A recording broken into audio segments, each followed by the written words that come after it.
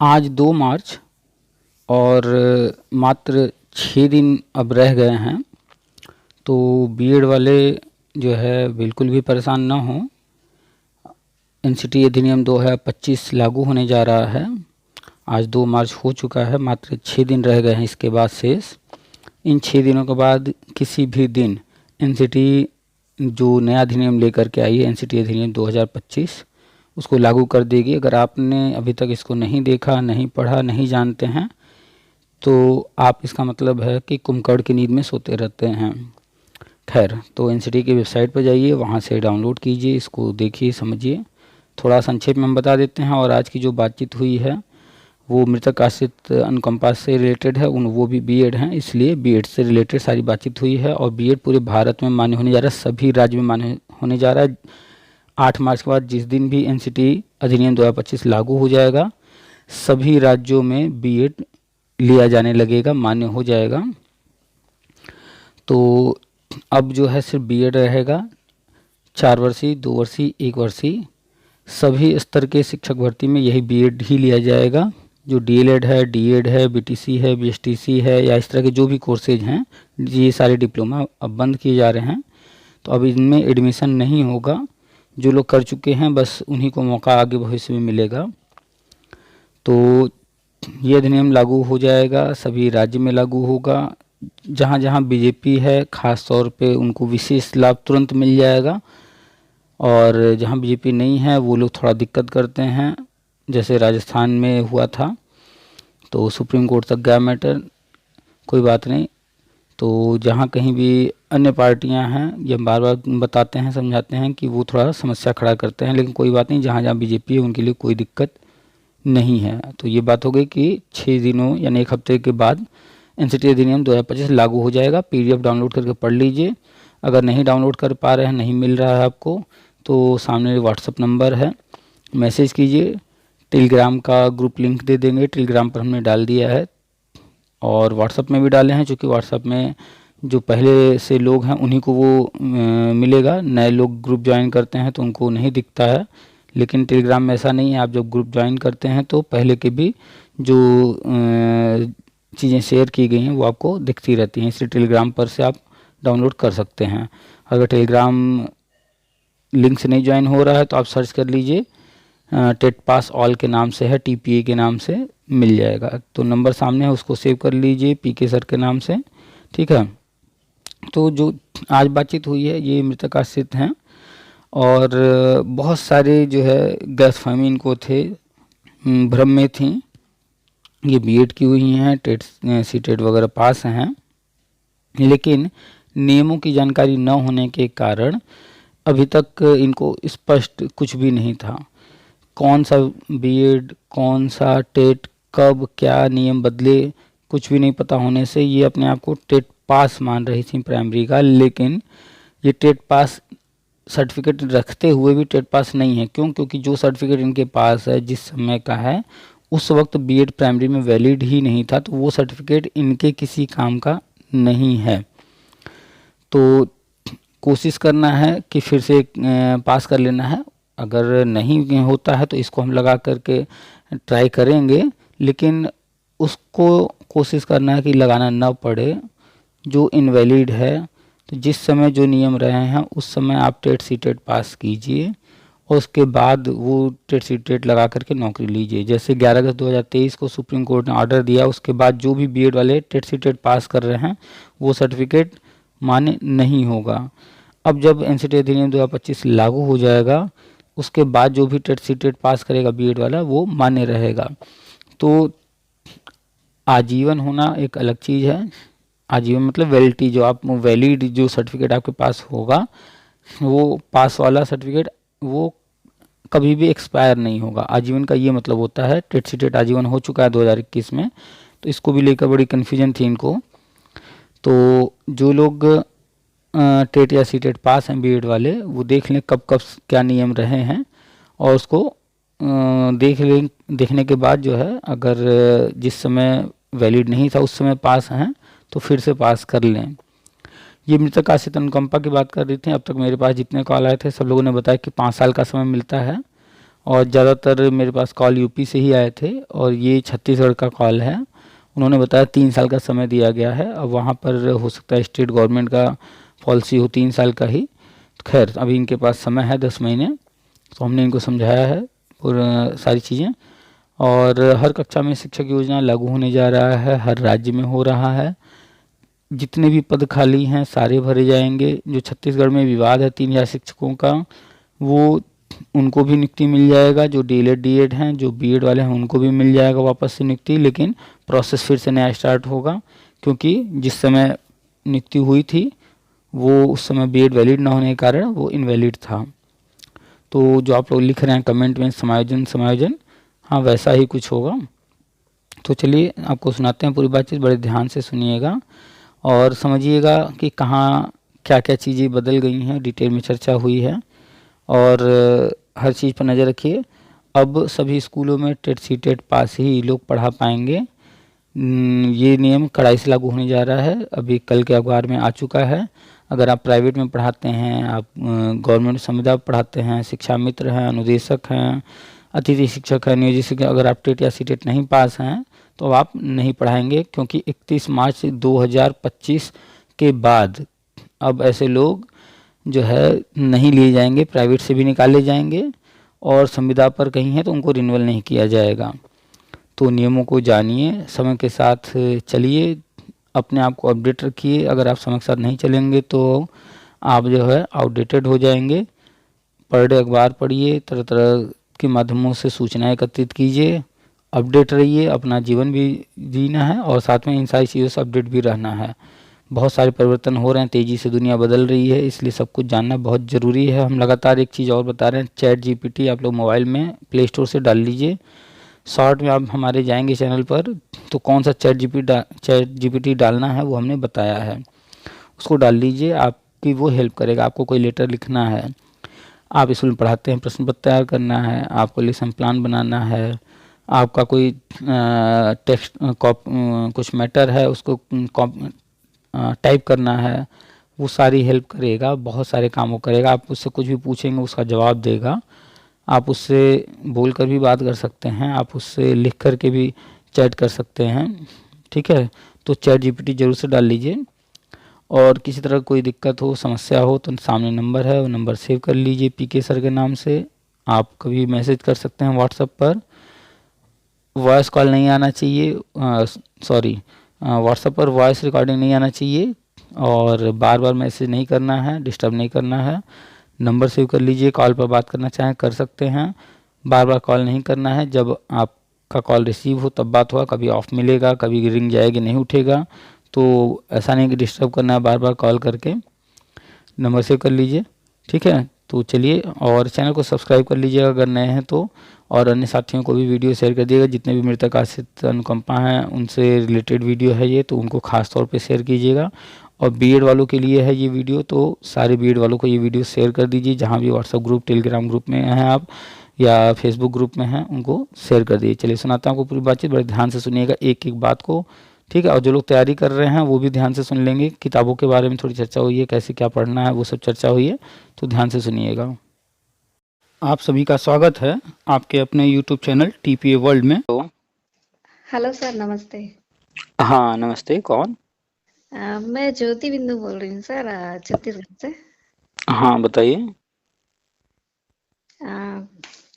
Sir, मेरी अनुकंपा नियुक्ति के लिए चयन होना है, तो हमारे यहाँ 4th श्रेणी में मिल रही है। तो मेरा डीएड नहीं होने के कारण मैं योग्य नहीं हूँ सहायक ग्रेड 3 के शिक्षक के लिए। एक मिनट आराम से। आपने बताया अनुकंपा नियुक्ति, यानी कि आपके यहाँ कोई जॉब कर रहा था जिसकी डेथ हो गई है? जी, मेरे हस्बैंड सिविल इंजीनियर थे। Okay, civil engineer government sector में? जी हाँ। अच्छा। तो सामान्य प्रशासन कलेक्टर को सौंप दिए हैं कि वो अपने विभाग में ही जहाँ पे सहायक ग्रेड 3 खाली हो तो उसको नियुक्ति दिया जाए करके। तो मेरा डीएड नहीं होने के कारण मैं अयोग्य हूँ सहायक शिक्षक के लिए। अच्छा, 1 to 5 टीचर बनने के लिए जो आपने डीएलएड नहीं किया है, तो आपको वहां पर नहीं ले रहा, आपने क्या पढ़ाई किया है? मेरा बीएड है सर। अच्छा, तो बीएड तो किया है ना आपने? हाँ, बीएड हूँ। तो फिर कहाँ क्या दिक्कत है? टेट भी निकल चुकी हूँ। टेट भी आपने पास कर लिया है, बीएड भी है, और डेथ कब हुई है? 2022 दिसंबर में। 2022 में? तो ये मृतक आश्रित अनुकंपा में कितना टाइम होता है ज्वाइन करने के लिए? 3 साल का टाइम रहता है, तो 2 साल निकल गए। तो हम्म। अब चुनाव चल रही थी, आचार संहिता। हम्म। इसके बाद लेने ही वाली हूँ कि आपका वीडियो देखी। हम्म। तो वो 2022 में कौन से महीने में डेथ हुई थी? लास्ट दिसंबर, 17 दिसंबर को। दिसंबर 2022 से दिसंबर 2023 एक साल, दिसंबर 2024 2 साल, और दो हम्म। साल के बाद अभी 2 महीने और हुए, यानी आपके पास लगभग अभी 10 महीने का समय है ना? हाँ हाँ। अच्छा, ये 3 साल आपने कहा, जबकि मेरे पास जितने कॉल आए हैं, जिन लोगों ने भी हमें बताया, सब लोग बताते हैं 5 साल है। तो क्या अलग अलग राज्यों का अलग अलग होता है क्या?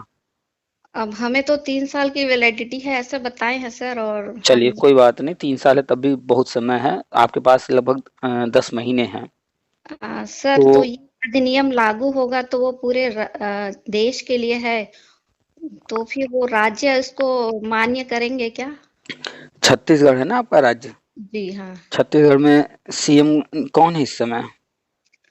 सीएम विष्णुदेव साय जी। विष्णुदेव सहाय जी हैं। विष्णुदेव सहाय जी बीजेपी से हैं। हाँ, बीजेपी से है। केंद्र में कौन है? बीजेपी? अटल भी वो है, मोदी मोदी? जी। तो बीजेपी है ना? जी हाँ। हाँ, तो इस बात को हमेशा दिमाग में रखिएगा कि जब केंद्र में राज्य में सेम पार्टी की सरकारें होती हैं, तो जो केंद्र की चीजें होती हैं राज्य सरकार लागू करती है, और राज्य सरकार कुछ करना चाहती है तो केंद्र सरकार उसमें कहीं रुकावट नहीं डालती है। जी। तो अगर अगर एक। यही यही केंद्र और राज्य में अलग अलग राजनीतिक पार्टियां होंगी तो समस्या बन सकता है। तो जब केंद्र सरकार जो चीज करेगी, वहां भी बीजेपी है और राज्य में भी बीजेपी है, तो यानी कि कहीं रुकावट तो नहीं आने वाला है। हाँ। तो तो एनसीटी जो नियम लेकर के आने जा रही है, अभी 8 तारीख के बाद किसी दिन वो लागू हो जाएगा, एक आध हफ्ते में। जी सर। तो एनसीटी का नियम पूरे भारत के लिए होता है, जी। और विशेष तौर पे शिक्षा के क्षेत्र में बात कर रहे हैं तो जो नियम एनसीटी बनाती है, तो हम्म। चाहे कोई राजनीतिक पार्टी हो, सबको मानना ही पड़ता है। अगर कोई नहीं मानता है तो फिर उसके लिए विकल्प है कि हम कोर्ट जा सकते हैं, हम दावा कर सकते हैं। खैर, आपके यहाँ तो बीजेपी ही है तो ऐसी नौबत नहीं आएगी। तो जिस दिन ये अधिनियम लागू हो जाएगा 8 मार्च के बाद, जी। 8 मार्च तक का टाइम दिया गया है कि हम हाँ। इसको लागू करने जा रहे हैं। अगर किसी को कोई समस्या है तो 8 मार्च तक आ जाए, अपने आपत्ति दर्ज कर दे। तो 8 मार्च के बाद 10, 12 मार्च, 14 मार्च, 16 मार्च, जब भी ये लागू हो जाएगा, तो हम्म। जैसे ये लागू हो जाएगा तो हम लगातार सारे अपडेट देते ही हैं, ये जी। भी लागू होने के बाद अपडेट देंगे ही। जी सर। आपको इसकी जानकारी हमारे ही माध्यम से हुई, और कोई तो बता नहीं रहा है कहीं। कोई नहीं बता रहे सर, मैं हाँ। यूट्यूब से देखी और मैं बहुत खुश हूँ कि शायद आगे भविष्य में भी मुझे पॉजिटिव बिल्कुल 101% आपको मिल जाएगा वही पद। सर। तो आप अपडेट रहिए, देखते रहिए, सारी जानकारी लेते रहिए। व्हाट्सएप ग्रुप है हमारा, उससे भी जुड़ जाइए। टेलीग्राम पर ग्रुप है, उससे भी जुड़ जाइए। जी। और इसका ड्राफ्ट एक बार कोशिश कीजिए, इंग्लिश में है, पढ़ ले सकती हैं इंग्लिश तो अच्छी बात है, नहीं तो अपनी लैंग्वेज में जो भी आपको इजी लगता है उसमें ट्रांसलेट करके पढ़िए, तो काफ़ी चीज़ें समझ में आएंगी। वैसे नहीं भी पढ़ेंगे तो कोई दिक्कत नहीं है। तो ये जब लागू हो जाएगा तो एनसीटी एक लेटर जारी करेगी, गजट बोलते हैं। हाँ हाँ। उस गजट की कॉपी को जो है अपने मोबाइल में डाउनलोड कर लीजिएगा या फिर प्रिंट कर लीजिएगा, और फिर उसके बाद जो है आप जो पद लेना चाह रही हैं सहायक अध्यापक का, उसके लिए अप्लाई कीजिएगा। और जी। उसके बाद कोई भी आपको नहीं रोकेगा। अगर कहीं कोई कुछ कहता भी है तो आप वो गजट दिखा सकती हैं उनको कि हम इसके बिहाफ कर रहे हैं।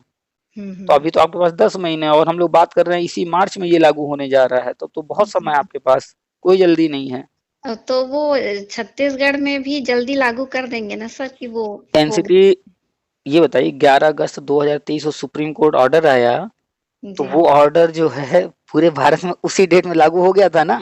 जी सर। तो कोई भी चीज केंद्र सरकार लेकर के आती है, कोई भी चीज कोर्ट लेकर के आता है, तो ये सब जो है सारे राज्यों में, पूरे भारत में एक साथ उसी तारीख से हो जाता है। तो जिस डेट में एनसीटी इसका गजट जारी करेगी, जी। जिस दिन ये कानून बन जाएगा, तो हाँ। बीएड प्राइमरी में वैलिड हो जाएगा, और वैलिड होने के बाद आप इसके बिहाफ आवेदन कर पाएंगे। पास 10 महीने हैं, 10 महीने बहुत होता है। और सी टेट का एग्जाम जो है वो फॉर्म अभी भरा जाएगा 1 आध महीने में। तो पूरी तैयारी उसी की चल रही है गवर्नमेंट की, कि उससे पहले इसको लागू कर दें।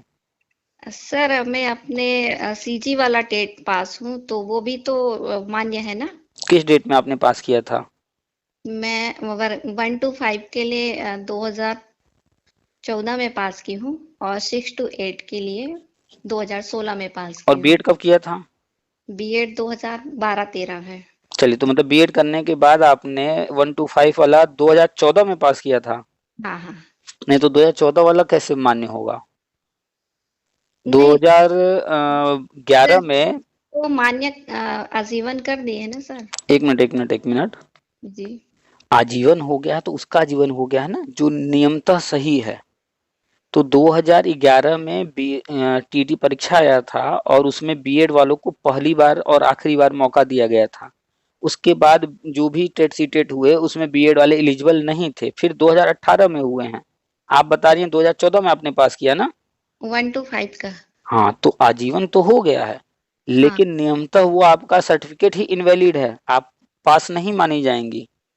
क्यों? तो क्योंकि वो आपने जिस डेट में पास किया उस डेट में बीएड वैलिड नहीं था।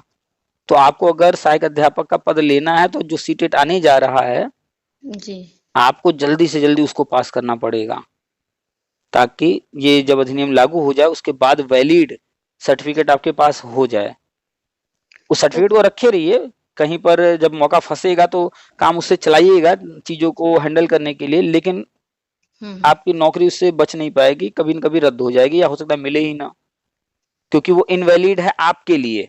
है तो आजीवन उसकी मान्यता, लेकिन आप जब पास किए जिस डेट में, उस डेट में बीएड वैलिड नहीं था प्राइमरी में, तो ये सर्टिफिकेट आपके काम का नहीं है। अच्छा, मतलब जैसे मुझे जैसे डीएड ग्यारह बाद। 11 अगस्त 2023 को सुप्रीम कोर्ट ने जब रद्द कर दिया, उसके बाद जितने भी लोग बीएड वाले हम्म। प्राइमरी का टेट सीटेट जो भी पास किए होंगे वो सब बेकार है। अच्छा। यानी कि जब जो काम आप करने जा रहे हैं उस काम को करते समय वो हम्म। नियम होना चाहिए, तब वो वैलिड माना जाएगा। तो 2014 में जितने लोगों ने आपके साथ वो टेट पास किया, हम्म। अगर वो बीएड वाले हैं तो उनका बेकार है आजीवन होते हुए भी। लेकिन उसी समय अन्य जो लोग पास किए होंगे डीएलएड या अन्य कोई कोर्स करके, उनका आजीवन मान्य है। तो सर वर्ग 2 का टेट निकली हूँ वो। वर्ग 2 का आपने पास किया है वो मान्य है, उसमें कोई दिक्कत नहीं, वो आजीवन है, वो बीएड वैलिड था। तो लेकिन ये 1 to 5 के लिए मान्य नहीं होगा? नहीं, वो 1 to 5 के लिए कैसे हो जाएगा? अच्छा। आपको वहां पर 1 to 5 के लिए अगर आवेदन करना है तो 1 to 5 का होना चाहिए। अगर 6 to 8 का जो है आवेदन करना है तो 6 to 8 का होना चाहिए टेट सी टेट। एक कोई एक रहे तो भी चलेगा ना सर? आपको किस पद के लिए आवेदन करना है, 1 to 5 या 6 to 8? नहीं, अभी जो अनुकंपा में मिलेगी वो तो 1 to 5 के लिए मिलेगी सर। तो 1 to 5 के लिए मिलेगी, यानी 1 to 5 के लिए ही आवेदन कर सकती हैं आप। और 1 to 5 के आवेदन करने के लिए 1 to 5 का ही आपके पास टेट या फिर सी टेट होना चाहिए, और वो भी वैलिड होना चाहिए। जी। तो आपने जो बताया कि 2014 का आपने पास किया है, हम्म। वो बीएड के लिए वैलिड नहीं है। अच्छा। एक बार बात करके देखिएगा, वो भी यही बात बताएंगे। और अगर मान लीजिए वो उनको नहीं जानकारी है और आप अपना आवेदन करती भी हैं तो वो रिजेक्ट हो जाएगा बाद में। अच्छा। पहले इस बात को समझिए कब कब क्या हुआ, कब कब नियम बदले हैं। यानी हम्म। कि टीटी परीक्षा 2010 में आया, हम्म। कंपलसरी किया गया, और 2011 में पहली बार हुआ, और उसमें नोटिफिकेशन में साफ लिखा था कि ये बीएड वालों के लिए पहली बार है, इसके और आखिरी बार है, इसके बाद बीएड वाले वैलिड नहीं रहेंगे। तो यानी 2011 में जिसने टेट पास कर लिया था बीएड वाला, टेट या सी टेट, वो हम्म। वैलिड है। लेकिन 2011 के बाद और 2018 के बीच में जिसने टेट सी टेट पास किया प्राइमरी का बीएड वाला, वो हम्म। इनवैलिड है, बेकार है, रद्दी है, कागज है वो एकदम रद्दी। ठीक है। और फिर 2018 में जब गजट आ गया और 11 अगस्त 2023 को जो सुप्रीम कोर्ट ने रद्द किया, इस दौरान जिन लोगों ने भी प्राइमरी का टेट सी टेट पास किया है वो सर्टिफिकेट वैलिड है, वो आगे काम देगा। लेकिन 11 अगस्त 2023 के बाद अगर जो है किसी ने पास किया है और जो अधिनियम आने जा रहा है उसके पहले तक, तो वो सब इनवैलिड। और अधिनियम आ जाने के बाद फिर कोई पास करेगा तो वो वैलिड हो जाएगा। यानी कि जिस समय जो नियम था उसी समय का वो चाहिए। जी। तो आप पढ़ाई शुरू कर दीजिए, 1 महीने के अंदर जो है सीटेट परीक्षा आ जाएगा। और 10 से 15 मार्च के बीच में या 20 मार्च के बीच में हमें उम्मीद है ये अधिनियम लागू हो जाएगा। तो अगला सीटेट परीक्षा की तैयारी शुरू कर दीजिए कि आपको हर हाल में प्राइमरी का 1 to 5 का टेट या फिर सीटेट जो भी जल्दी से जल्दी पास कर लेना है। जम करके एकदम पढ़ाई शुरू कीजिए, और फिर जैसे ये सीटेट का रिजल्ट आपके हाथ में आता है, उसके बाद आप 1 to 5 के टीचर के लिए मृतक आश्रित अनुकंपा में आवेदन कीजिएगा। आपको 101% नौकरी मिल जाएगी वो वाली। हाँ, परिस्थितियों को समझिए और समझ करके निर्णय लेकर के सही डायरेक्शन में चलेंगी तो अभी जी। आपके पास 10 महीने हैं। हाँ। तो ये अधिनियम आने जा रहा है, थोड़ा सा इंतजार कर लीजिए। होली आ रहा है, होली के इर्द गिर्द लागू होगा। थोड़ा पहले हो सकता है लागू हो जाए, या अगर नहीं होता है तो होली के बाद किसी दिन लागू हो जाएगा। लागू होने के बाद अगला आपको राज्य का टेट या फिर सी टेट जो भी जल्दी से आ जाए आवेदन कर देना है। दोनों आ जाता है, दोनों आवेदन कर देना है और एग्जाम अच्छे से दे करके हर हाल में पास कर लेना है। जी सर। और पास करने के बाद फिर आप जो है इस नियम के तहत आवेदन करेंगे, आपको मिल जाएगा। अभी आपके पास 10 महीने हैं। जी सर। क्लियर हुआ या कहीं है अभी डाउट? क्लियर हो गई सर। हो गया ना? जी। हाँ, तो आप नियमों को जानते हुए हर काम कीजिएगा तो कोई गलती नहीं होगा। अब मैं यही में धोखे में हूँ कि मेरे पास तो ये है, बस डीएड नहीं है इसलिए अमान्य कर रहे हैं, ऐसे अब बोल आपको रही अब आपको पता चला कि नहीं, दो समस्याएं हैं। एक तो बीएड वाला, तो वो तो होने जा रहा है, गवर्नमेंट को करना है, वो अपने हाथ में नहीं है। अब जो टेट सीटेट वाला है वो तो आप ही को करना है। अब ये अधिनियम लागू होगा, उसके बाद आपको जल्दी से जल्दी पास करना है, ये आप ही के हाथ में है सिर्फ। क्यों? क्योंकि आपको पास करना है। तो बीएड वाला तो गवर्नमेंट को करना है, उसके लिए इंतजार कीजिए, अपडेट रहिए, न्यूज लेते रहिए जी।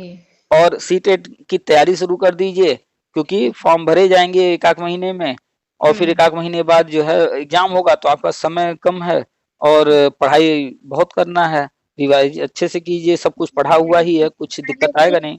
दिलाई थी सर, सीटेट का दिलाई थी लेकिन नहीं निकल पाई। कितने नंबर थे?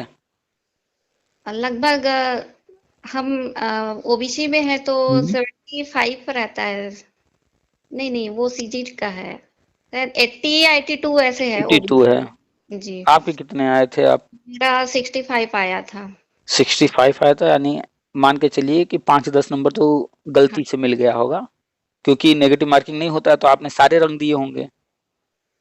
जी, एक आध छूट भी जाता था सर। अरे जो छूट गया उसकी बात नहीं कर रहे हैं, 150 प्रश्न थे ना।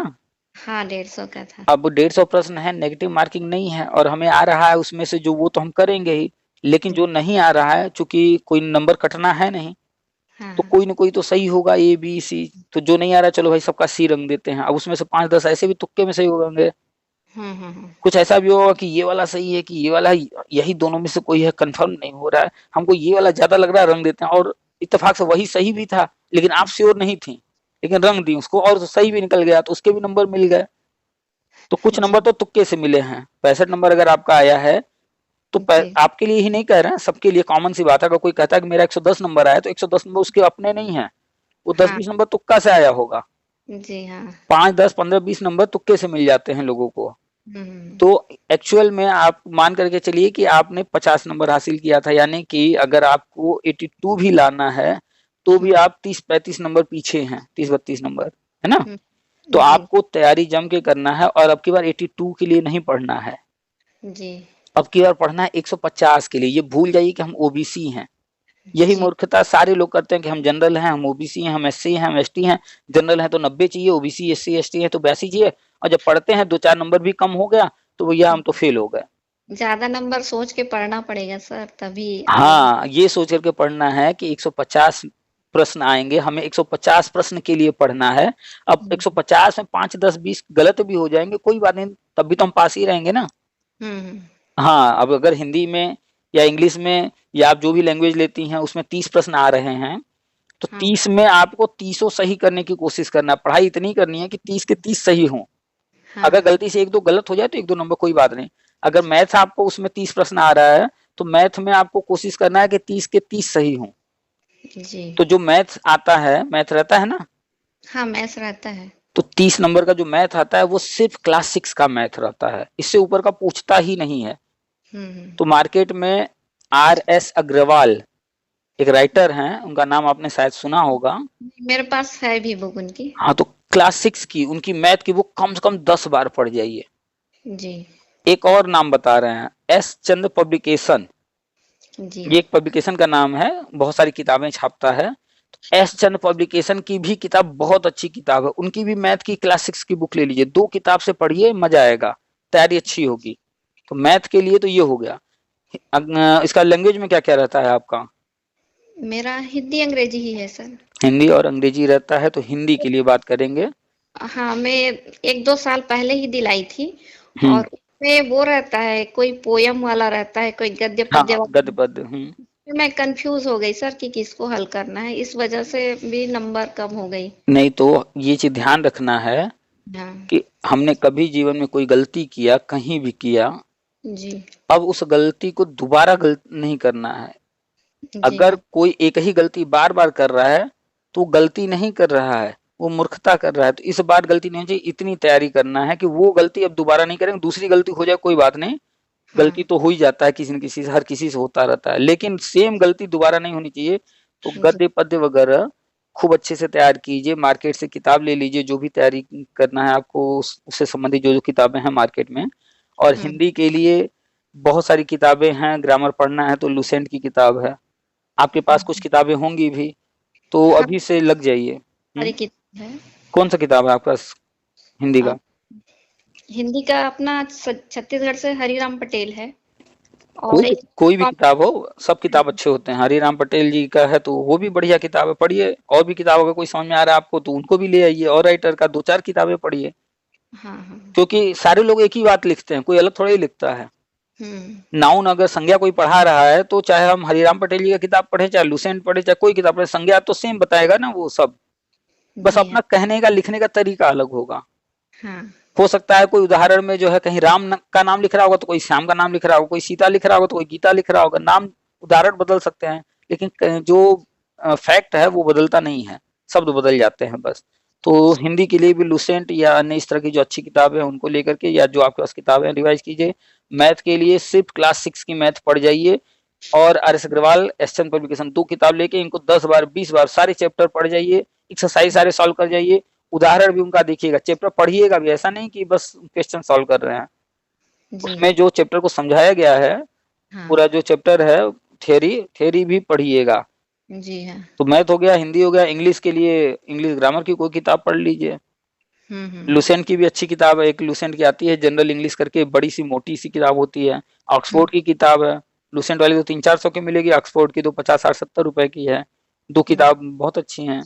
इसके हम्म। अलावा आपका EVS है पर्यावरण, हम्म। तो पर्यावरण के लिए NCERT क्लास 3 क्लास 4 क्लास 5 की पढ़ जाइए। उसके बाद थोड़ा साइंस पढ़ जाइए, क्लास 6 7 8 की NCERT। इसके बाद मार्केट में पारिस्थितिकी तंत्र इकोलॉजी की बुक मिल रही होगी, उसको थोड़ा पढ़ जाइए। पर्यावरण हो गया तैयार, 30 का 30 प्रश्न सही हो जाएंगे। जी हाँ। और पर्यावरण में ज्योग्राफी का भी पार्ट कवर होता है थोड़ा बहुत, तो थोड़ा ज्योग्राफी भी पढ़ जाइएगा, साइंस और ज्योग्राफी का वो मिक्सचर है। जी। अब इसके बाद क्या बचता है? लैंग्वेज हो गए दो, मैथ हो गया, हाँ। बस ये CDP चाइल्ड डेवलपमेंट। CDP। तो उसके लिए जो है 11 12 का NCERT है, जी हाँ। साइकोलॉजी की बुक जो 11 12 के बच्चों को पढ़ाई जाती है NCERT की। हम्म। मनोविज्ञान, जी तो हाँ। मनोविज्ञान वाली किताब लेकर वो पढ़ जाइए। उसके बाद आपने जो बीएड में पढ़ा है उसको दोहरा जाइए, उसके बाद जो और किताबें हों उनमें जो कुछ है उनको दोहरा लीजिए। 2 महीने का समय, 2 महीने में 2-4 घंटा, 3 घंटा, 5 घंटा, जो भी टाइम टेबल बना लीजिए अपना, बना हम्म। करके पढ़ाई शुरू कर दीजिए। और हर हाल में ये जीने या मरने वाली कहानी है आपके लिए, जी हाँ सर। क्योंकि आपको 2 मौके नहीं मिलने वाले हैं, एक ही मौका मिलेगा, क्योंकि आपका 10 महीना है सिर्फ। हम्म। और इस 10 महीने के बीच में यही वाला सीटेट आ रहा है, अगला सीटेट नहीं आएगा। हम्म। इतनी बातें इसीलिए समझा रहे हैं कि आपके पास ये एक ही मौका है, इसमें 150 प्रश्न के लिए पढ़ना है, न कि 82 प्रश्न के लिए। जी सर। तो आपके सामने 10 महीना है, इस 10 महीने में सिर्फ एक सीटेट परीक्षा है, ये वाला सीटेट आप पास कर लेंगी तो प्राइमरी स्कूल में सहायक अध्यापक बन जाएंगे। अगर ये सीटेट नहीं पास कर पाएंगी तो फिर हम्म। आपको 4th ग्रेड में जहां वो कह रहे होंगे फिर उधर जाना पड़ेगा। जी, उधर नहीं जाना चाह रही सर, इसलिए अभी तक वेट कर रही हूँ। हाँ, तो जब उधर नहीं जाना चाह रही हैं, अब तक नहीं जानकारी था, तो ये भी जानकारी हो गया कि बीएड मार्च में वैलिड हो जाएगा। हाँ एनसीटी अधिनियम लागू हो जाएगा। अब जी इसके हाँ। बाद आपको जो करना है वो सीटेट पास, और एक ही मौका मिलने वाला है आपको, और पहले आपने किया है, 60-65 नंबर पहले लाई हैं हाँ हाँ आपने, 2014 में अपने स्टेट का टेट पास किया है, यानी कि जी। पढ़ाई में कहीं आपको कोई दिक्कत नहीं है, यानी कि बुद्धि और बुद्धि से आप कमजोर नहीं है, बस थोड़ा सा आपको क्या करना है, प्रैक्टिस ज्यादा करना है, फोकस रहनी फोकस करना है, क्योंकि एक ही मौका है। अब ये चाहिए। आपके लिए चैलेंज हो गया एक तरह से। जी हाँ। हाँ, तो आप जो है अब सारी चीज समझ चुकी हैं। अब जी प्लान बनाइए, स्ट्रेटजी तैयार कीजिए। क्या अभी क्या करती हैं, कुछ करती हैं कोई काम वाम? अभी मैं कंप्यूटर सीख रही हूँ सर। ये तो बहुत अच्छी बात है। तो कितने घंटे जाती हैं, 1 घंटा 2 घंटा, कितने देर?